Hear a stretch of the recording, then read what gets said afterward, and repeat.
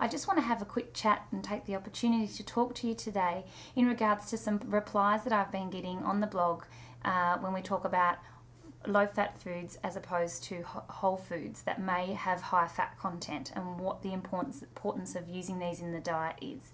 What we must always remember is that foods as a whole, before that they've been modified in any way, are generally nutritionally supported as a whole. So when we start to muck around with foods and remove things like fats or sugars, these have to be made up somewhere along the line. And very often what you'll see is low-fat foods are often higher in sugar, because this balance has to be made up to make the food stable.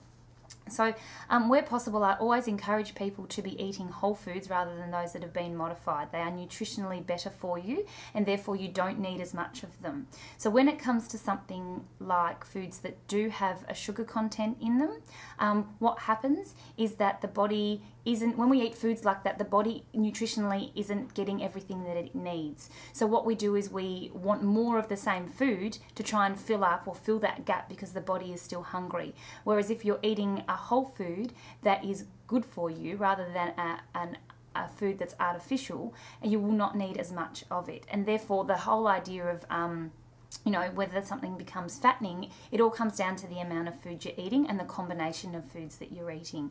So where possible, I do encourage people to choose a whole food, and even if it is higher in fat, because you will not need as much of it. Nutritionally, it will meet all the needs that your body requires, and you won't be left feeling hungry afterwards, so you'll need less of it. Remember that there are certain fats that the body does need, and you'll see these in your oils, your olive oils and foods like this. Coconut milk is another one that's fantastic.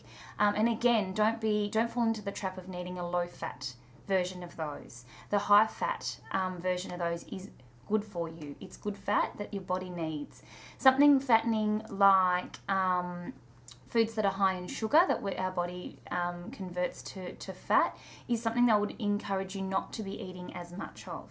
That said, there are alternatives to that, and especially when you're making, or the combination of foods that you're making can result in something that's better for you than something that nutritionally is bad for you. So I'm going to talk a little bit about this on the blog now and then over the next few weeks to try and give you some insight. But if you have some questions, it's probably a good idea to shoot me through an email, and then we can have conversations like this about what's going to be best for your body.